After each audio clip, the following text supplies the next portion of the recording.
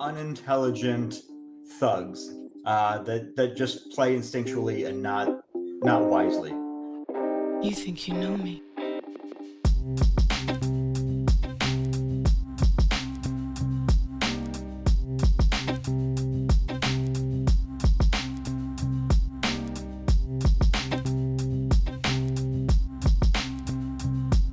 I don't take too kindly to disrespect, so if I see something, that's definitely my bulletin board work. And that's my mindset all week. If I'm tired, I gotta think about that.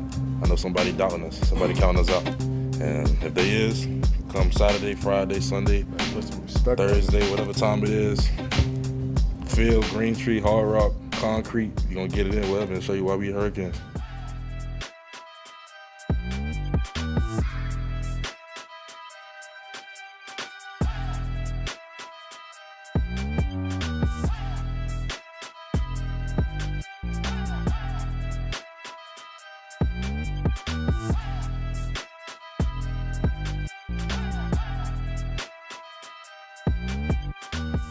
We're back, Dara. It is episode 2 of CaneSport's Countdown to Kickoff. We're back after a huge week. We got that big win against Notre Dame this past Sunday, and we actually had the pleasure of being there, Dara. That was but it was our electric, exactly. But it was our first win against a top 10 ranked team since beating Notre Dame back in 2017.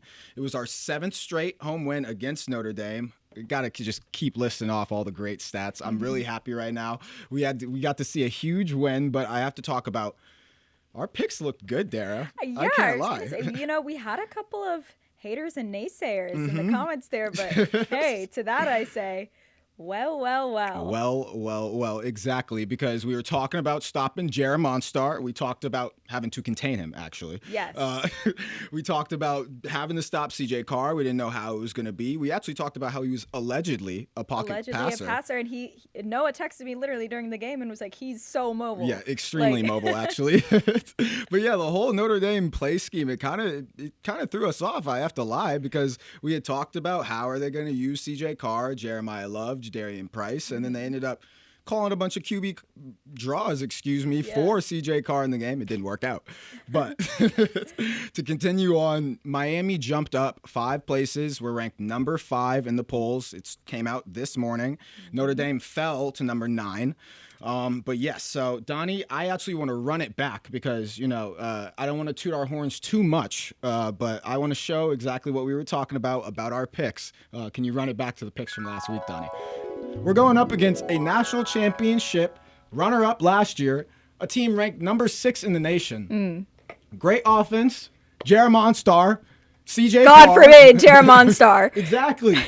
We got to stop Jara Monstar. It's inevitable. We got to contain him. Yeah, no, there was a lot of great stuff that we could talk about with this game, but I think we have to talk about Malachi Toney. Yep. Listen, I said this last week, if you were watching, that he's going to be somebody that we need to look out for. I also said that I didn't think that he was going to be the starter because he is a freshman. Not only did he start, but he played a majority of the game. Yeah. He had 49 reps for 82 yards. Ray Joseph ended up being his backup really in this game. He only played 8 reps. We really got to see him be Carson Beck's go-to guy. If you go back and watch Carson Beck as he's scanning the field, he's looking for Malachi Toney, and he got it to him almost every time. He had a pretty good pass completion this game. It started off a little bit rockier, but we could see as they got more comfortable with each other on the field, they were making that connection. And oh my gosh, Malachi Toney, that kid has wheels. The kid's 17 years old. I think we figured out he's an 07 baby. I'm feeling like an unk. Yeah. Especially watching that kid. I mean, but you also had the pleasure of speaking to the famous Canes barber, Stephen Rivera, and he had some kind words for Toney. What did he say? Yes, the Canes barber, Stephen Rivera. Just a little background on who Stephen Rivera is, a.k.a. Canes barber once again. But he got really, really popular by cutting up a lot of the big stars for Miami football over the years. And then coming into this year, he's been doing some different stuff. He's moved up the ranks. He's cutting some NFL players. He has a really big social media presence as well. But I had the pleasure of running into him in the pre-games at the tailgates. And I asked him, who is your favorite player on the U Miami team? And he actually said Malachi Toney. And to quote him, he said it was going to be electrifying. And that certainly is what Malachi Toney was. We also have to talk about in the post-game pressers, Carson Beck and Cristobal said that he was the secret weapon that they were trying to hide, but I guess the there's secret's no out hiding now. that kid. I mean, he was Yeah. just exploding out there on the field, and I actually saw his family on the field beforehand. They were all decked out in custom spray painted shirts with his face on it. Like it was so cool, and really excited to see what else he does this season. Yeah. But it wasn't the only electrifying thing that happened that game. Certainly was Dara. not. Oh my gosh, I know. We were up in the press box when CJ Daniels made that absolutely insane play. I had to kind of contain myself. It's supposed to be really quiet up in the press box. No but cheering in the press Yeah, box. immediately. That's honestly one of the greatest catches I've ever seen. Undoubtedly going to be up for the catch of the year candidate throughout the entire season. Yeah. But just to break you through the play, what we saw from Carson Beck on that play, honestly, it was phenomenal. He got out of the pocket, he moved to his left, a cross-body throw, and then the throw was honestly kind of ballsy, Dara. I can't lie. If CJ Daniels doesn't make that one-handed catch falling back, it might just fall straight into the Notre Dame CB that was right behind him for the pick. But we saw what actually happened. Yeah. Crazy one-handed catch, Odell-esque, if I may. But to continue off of that, he wasn't the only big player of the game. We have to talk about new big leg on campus. Carter Davis. You're shaking your head, but he is the new big leg on campus. I just hate that terminology. Hey, he's got a great leg, big leg. Carter Davis, he came over from FAU. He had a battle during the preseason to win the job, but he got it. He talked about how thankful he was when he figured out he got the job. But we have to say, it came. I'm not going to say I was surprised. I'm not going to say I'm feeling a little weighed out, but he was 4 of 11 for his collegiate career before this game. And we chose to put the game in his hands on the line. Quite literally, down with, his first field goal, 38 yards, was with 9:42 left in the fourth. And then he had that game-winning kick because obviously the score was a 3-point difference. I mean, that field goal arguably won us the game. Oh, 100% did. Not even arguably. Won us the game. And I was like, we're really, you know what? You wouldn't say it. I'll say it. I was clutching my pearls up in the press box. I was like, this can't be happening right now, because we talked before about like the coaching and how that was going to be a big factor in this game. And I was like, is this really what we're choosing to do right now? You know what? I'll say it. I didn't have the faith, but he did it. Little nervous with that 4 and 11. Yeah, because record. we had a 3rd and short, and I think we were texting back and forth. Well, okay, we got to trust in Beck right here, and we ran the ball again, got stuffed, and he proved his coach right, and he earned a lot of respect from the UM fans and a lot of confidence for the season going forward. Absolutely. We found our kicker, Dara. We did, and you know what he said also in the press conference? Like, obviously everybody wants to know, well, what were you thinking going up there? I think one of the reporters literally said, "Dude, you were 4 and 11. Like, what did you feel like going up to that kick?" And the way he worded it too, I was like, dang, man. Yeah, he definitely wasn't holding back. But I mean, Carter Davis was like, "Listen, my heart was pounding, and then what did he say? I stopped breathing." I started crying. Like he's going through all the emotions. As I would too. Yep. Deservedly so, Carter. But continuing on from that, we have to talk about the captains. It wasn't just Carter. Yeah, Carter, he had the game-winning blow, I guess, but it wasn't the final sequence that really put the nail in the coffin. It was by Ruben Bain and Akeem Messidor. Before I get to their final play, we got to talk about the pick, too. And we were playing the Catholics, but it felt like the divine intervention was on our side. The ball goes off of his foot. It's insane. Like, that pick really changed the momentum of the game. But to get to the final play of the game where it really set us apart, like it was the final possession for Notre Dame. It was the second to last play of the game before they couldn't get the ball off for the final play. Akeem Messidor and Ruben Bain rushed CJ Carr, and they got to him for the sack. It brought it down to 3rd and long, and they couldn't get it off. Just huge moment for the captains. Absolutely. They were really, I mean, this is really where we saw all that new defense training coming into play. I mean, this is a completely different team. Yes. Well, one, literally, because we had a bunch of new people, but these guys are returners. I mean, they were really applying that pressure on him. CJ Carr was probably hoping for a Hail Mary moment. Pun intended there? Pun intended. And you know what? Mary had other plans. Mary was on the side of the Canes Sunday night. And then going off of what you just said there, Akeem and Messidor and Ruben Bain, they also talked about why they look so different this year because, as you said, they're returners, but they looked a lot different, and they attributed that to just their connection in the year, but, I don't want to say it for them. Let's take a look what they have to say. Why is it you guys are so good tonight? Man, that process coming from the bond we have within each other, that's what make it really different than just holding each other accountable, having a strong connection, communication-wise. Obviously, Coach Heatherman, he done some things to improve us, especially with communication-wise and how we talk to one another. But just the bond we have together as a team, whether we get an extra film in, we get extra walkthroughs in, we talking late at night in our group chats about things we may see in the game. That's the night and day difference right there. The moment is right, we're going to get after it. 3 and 4 all day. All day, man. Best in the nation. You know what that sounds like? What does it sound like, Dara? Cohesion. Okay, if you weren't watching the show last week, what she's trying to do a little thing on me right now, because our take for take section last week, which we'll get to soon for this episode, but she said that the main thing for Miami to win this game was the cohesion. So I guess you do look right, Dara. You do. Yeah, I mean, they just proved it. Yeah, okay. If you want to play it that way, you were not the only one that was right. Actually, yes, the cohesion, huge part. But remember what I said was the most important part, Dara. What did I say? You said the defense. Exactly. And you were absolutely right. Defensive improvements and stopping Jara Monstar, and that's exactly what we did. We held RB1 to 10 carries for 33 yards, only 3.3 yards per carry. CJ Carr, 11 carries for 16 yards, 1 TD rush. And then Jadarian Price, he actually had a good game. Yeah. And another thing that we actually called as well. But 6 carries for 45 yards. But, okay, we're staying a lot on the negative Notre Dame stuff, and we were propping up Miami. But just for the 2 miscues that happened in the game that obviously we expect that will be better for next week. But we had the first drive ended in a punt. And there was just the one broken coverage for Eli Raridan, the tight end on Notre Dame, and he took it to the red zone.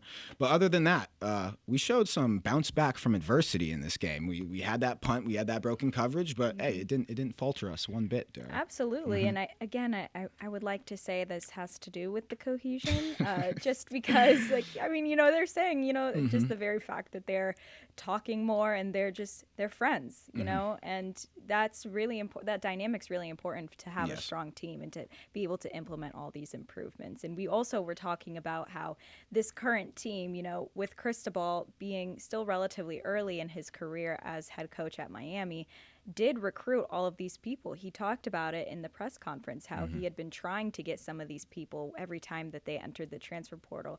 And, he finally did it. He built his perfect team. He built his Cristobal's Canes, as I call them. Oh, great alliteration. Yeah, yes. Cristobal's Canes. It's just rubbing off the tongue perfectly. Yeah, no, but it is really amazing to see how we talked about this looking like a completely different team than last year. In a way, it is because of all the new people, but it's just a new culture that Cristobal's inspired here, and I think that's a big reason how they weren't allowing that early adversity to get to them. They were able to bounce back from that. I mean, we also saw that kind of wonky snap on the kick earlier in the game. There were a couple of little easy mistakes, and they were able to not let that affect them and move past it and ultimately come out with a really exciting game, really big win for us. And dude, I'm fired up. Yeah, I'm fired up as well. Honestly, one of the big things from the post-game press conference that really stood out to me was going off of your point how Cristobal said that he wanted to get these transfers to Miami for such a long time. CJ Daniels is actually who he brought up. Yes. He was saying that he's been trying to get him here for the last 2 or 3 years, and now he's here, and we saw what he did there. But then another thing, Carson Beck mentioned in his post-game press conference that he thought back to the first time he came back to Coral Gables. He was coming off of the surgery, and he walked into the room with Shannon Dawson and CJ Daniels, and he said he walked in there and he sat down and was kind of just like, okay, we're going to do this. Yeah. But yeah, I think we're going to do this, Dara, and we're going to keep rolling into the next week. But there was some fun things that happened in the locker room after Notre Dame. Dude. I mean, we were getting lucky. Oh, God. Miami was getting lucky. Yes. Miami was getting lucky. They broke out the Lucky Charms. Little dig at the Notre Dame Fighting Irish there. They didn't get so lucky. They No, didn't they get so lucky. didn't. The Irish really ran out of luck there. Yep, uh-huh. They broke out the Lucky Charms, posted up in the locker room, and it's actually a really cool picture. I can't lie. No, it's fire. It made me laugh, and it's a fire picture. I can't lie. I also just love Lucky Charms, and I feel like after a game, what a way to celebrate. Yeah. You get a little snack and get to throw some digs at Notre Dame. Lucky Charms are really, really good. Yeah. I eat them all the time. But Do you top, really? Oh my gosh, yeah. Top 2 cereal, Lucky Charms and Cinnamon Toast Crunch. That's but Cinnamon ridiculous. Toast Crunch might be my 1A and Lucky Charms 1B. I think so. Yeah. You would. What does that mean? No, you would be a Cinnamon Toast Crunch What does guy. that mean? For all the people out here, please, let me know if I'm wild for liking Cinnamon Toast Crunch. No, they're good. I'm just saying to say that they're better than Lucky Charms. I mean, first of all, aesthetically. Aesthetically. Okay. You don't like Taste the rainbow. Yeah, I guess so. Okay. Aesthetically, I like the sugar. It glistens on it. Like the old commercials where they're like swimming in the bowl of milk. Yes. You So see, you're is making that, my point is right that now. how you Cinnamon feel when you Toast eat it? Crunch. No, but also when you. I actually eat my milk. I actually eat my cereal with no milk. Actually, it's straight. Are you for dry. real? I'm so serious. Remember, I told you I don't drink Oh yeah, milk. you don't drink milk. Not even like almond milk. Nah. I'm dry cereal gang all day. All right. I think it's time for take. Oh, okay. Since We're stopping. Already Since we're beefing arguing because you're already. already saying some crazy things. Excuse no me. milk in the cereal is really Yeah, disgusting. actually might be kind of a hot take, but I swear it's good, guys. See, Donnie thinks it's Donnie. psycho. Why I can do you only eat argue with cereal? one person on this show, Donnie, not you. I mean, he can barely take me on, so. Mm-hmm. All right. What are we debating today, Noah? Oh, okay. So the question that we have for today is, and I have to get close to the microphone for this one, Dara, because this is my really hate favorite when you do segment. You that. hate this part? It's No. the take for take. The take for take. And the question for today, Dara, was we had some big upsets this past week, and they help out Miami a lot. But the question is, what was your biggest shock from this week? Yeah, I mean, week 1 saw a lot of blowouts, a lot of close games, and a lot of upsets. But I'm going to say by far the most shocking one, FSU Bama. Unranked FSU versus number 8 And Alabama. why was that the most shocking thing, Dara? Okay, so obviously Florida State won 31-17. Here's the thing. Florida State's coming off a 2-10 season. Okay. All right. They're in the ACC. The fact that they were able to pull off this win, it might be a fluke, but I think that's something that we as Miami should pay attention to Yes. if we hope to win the ACC for the first time since we joined the conference in 2004. With that being said, listen, a lot of people were saying we said that too many times last week, but this I'm is trying the to first. get it out of the vocab. This is the first time I said it today, so I think it's okay. I think it's okay. Okay, But as you were saying, yes. with your wrong point. But continue. All right. They went 2-10 last year. They got a new offensive coordinator who had just spent 8 seasons as the head coach of Auburn. Now, Auburn hasn't been that great in the last couple of years, but I will say that bringing in somebody who has head coach experience, especially in the SEC, coming in to Hold coach. some weight. Yeah, of course it holds some weight. I mean, Mike Norvell he's had some good seasons with Florida State so far, but obviously we're coming off a little bit of a recency bias here. Coming into this game completely unranked against Alabama, of all teams, historically, consistently in the playoffs. Alabama consistently in the playoffs. We do have to consider if this is just a lack of Nick Saban that led to this. But I actually did. I looked at all the stats for this. Florida State had 230 yards rushing against Bama, who had 87 yards rushing, and that's actually the fewest rushing yards since 1975 for Alabama. It's not looking good. Yeah. No, it's not looking good. So I think, I'm saying this is a huge shocker, not just because FSU was. I don't want to say that they're bad, but they were bad last year. Not their best year. Not their best year. It was not their best year. We weren't expecting much from this game. It should have been a blowout. They should, for them to come out of this and beat Alabama, I think is a little concerning for us. And, we will have to watch that and see what ends up happening with them, if they're going to be a problem for us in the ACC. But overall, this was the biggest shock to me. Okay. I think that's a good point there, Dara. But, I people think I like to disagree with her, but honestly, you just make it easy. The biggest shock this weekend by far was number 4 Clemson losing at home to LSU. Yeah, we could talk about, okay. First of all, could you answer a question for me? What did Alabama come into the game ranked, Dara? Alabama came in at number 8. And Clemson was number 4. So we could just start there. A bigger team fell off. It was a top 4 or 5 team in the nation. They fell off, and it was at home. But you talked about them not having Nick Saban anymore, and I think that's a big reason for why I wasn't as shocked, because they still got their GOAT over at Clemson. They got Dabo Swinney. Clemson does not lose at home. It was Clemson, a lot of analysts coming in this year, they had them winning the ACC. Clemson, it was the first time that they're a top 5 team since 2022, when you know who they had, your boy Trevor Lawrence. But yeah, but going off of that, I see my boy. Well, you know, Just Jacksonville. the boy. Yeah, Yeah, Jacksonville. fine. You know, you're close to Jacksonville, right? No. I'm from Atlanta. Oh. Well, you're UF girl. That's close to Jacksonville, right? Or is my geography? Yeah, okay. Yeah, Yeah, Trevor but Lawrence. back to my point. Excuse me. My bad. So yeah, they had that ESPN article. It came out August 4th. Had Clemson as the top of the ACC. They had Miami, Louisville, I think Georgia Tech, and SMU. They had them as the in the running for the ACC. But you know, this changed heads. So I think if we had a lot of analysts picking Clemson as the top team in the ACC, supposed to be going on this run, a shoe-in for the college football playoffs, and then they dropped their first game at home, and you're telling me that's not the biggest shock there? Because at least LSU was ranked. Okay, but you At know, 2-10 once FSU. again, yeah, 2-10 FSU yeah. beat Alabama. Okay, yes, but number 4, Clemson lost at home. I want to talk a bit about their senior quarterback as well. Former 5-star recruit, Clay Klubnik. Okay, he only completed 50% of his passes. Yeah, That's not, yeah. You see, not what we wanna shockers, see. shockers. That is a shocker. This is what I'm talking I'll about. give Shockers. you that. Shockers. He only had 230 yards, and he threw an interception, by the way. Thing just to relate it back to Miami, I think this is big for us, because if teams like that are putting up stats like that against LSU, or who'd Bama play, excuse me, Florida State. Florida State, you see, I think that we're going to have a pretty good time in the ACC. If those defenses, our defense, you saw what they did to Notre Dame. We were expecting more out of them. You saw what they did to Jeremiah Love, Jadarian Price, the rest of that whole wide receiver, tight end, everything. We're going to have a good time in the ACC. I'm not disagreeing that we're going to have a good time in the ACC. I mean, the question is not, are we going to have a good time in the ACC? Okay. Listen, we're having a fun time in the Okay. ACC. You brought up how Florida State didn't come into the game ranked. They had a bad season last year. Yes. That was the factor for that. Yes. Okay. Well, LSU, they didn't have the greatest season last year either. This is their first home opener win since Joe Burr. These are shockers.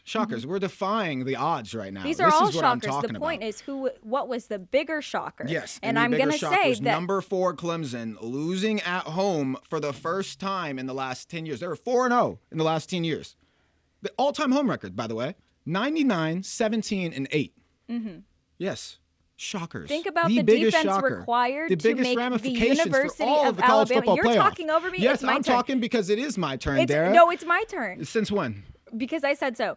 You're talking about the Florida State Seminoles having enough pressure on the defense to make the University of Alabama Crimson Tide have their lowest. What did you say? Crimson Tide. What you were That's saying. what I said. Yeah. You Okay, did. the Alabama Crimson Roll Tide had their Tide. lowest freaking rush yards since 1975. And the Florida State Seminoles did that. The 2-10 Florida State Seminoles coming into this game unranked did that. Alabama don't have Coach Saban anymore. Coach Saban is gone. They still got Dabo and Clemson. We got Mario. All these other teams. Good. It's not Alabama anymore. I'm not shocked. No. Keep going. That's all I have to say. It's not Alabama anymore. Clemson doesn't lose at home. They number 4 team in the nation. Oh, and by the way, Clemson actually is still ranked in the top 10. That tells you what all these people think about Clemson. They're expecting them to be a great team, and then they lose their home opener at home. They're still ranked in the top 10. Where'd your boys Alabama go? Because people do not believe in them. I guess they had to get proved that it wasn't going to be the same team once Coach Saban left. Yeah. Once again, yes. Oh, yeah. You see, that's how I know when I won, guys. But actually, it's something different this week. No. Oh, wait. Oh, what? No, bring out the whiteboard. Yes. I have a surprise for you this week, guys. We already know how last week I said it was a draw, and I think I was super right to call it a draw because, once again, we were right about a lot. Yes, fair. But, yes, I will be bringing this every week now, guys. This is the calculator for the Take for Take section. It was 0-0 so far, but we're gonna kind of try and switch it up. I'm not gonna do the scoring for myself this time. Yeah. But based off that conversation, Donnie, who do you think won the Take for Take? Oh, don't drag me into this. Don't drag you in. I have to pick. Yes. Yes. Florida's a bigger shock. Thank you. I think that FSU's a bigger shock. All right. Thank you. Well, I'm not sure where that came from, Donnie. We're going to have a talk after this, by the way. But, I play fair and square, so... Right. After 2 weeks, 2 take-for-take sections, it's 1-0. We'll show it for the people at home. Beautiful. 1-0. Yeah. Don't get used to it. No, Dara. no is a sore loser. I don't think all that. I feel like that was just Donnie trying to be nice to you. I don't really understand it, Donnie, but we got to continue on because I'm not going to try and harp on this too much. Yeah? Okay. Well, Noah's kind of sweating under the pressure here. Donnie, take it away with the trivia.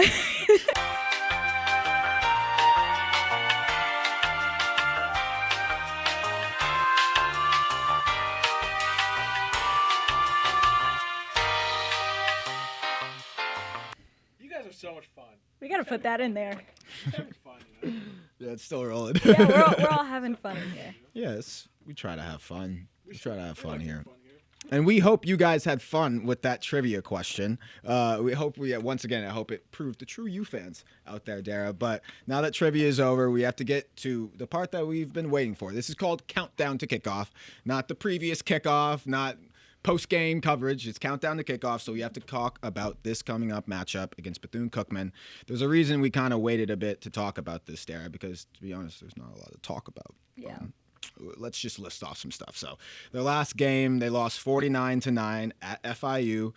They lost 1 fumble. Their QB, he's a first year. He transferred over. His name's Timmy McLean.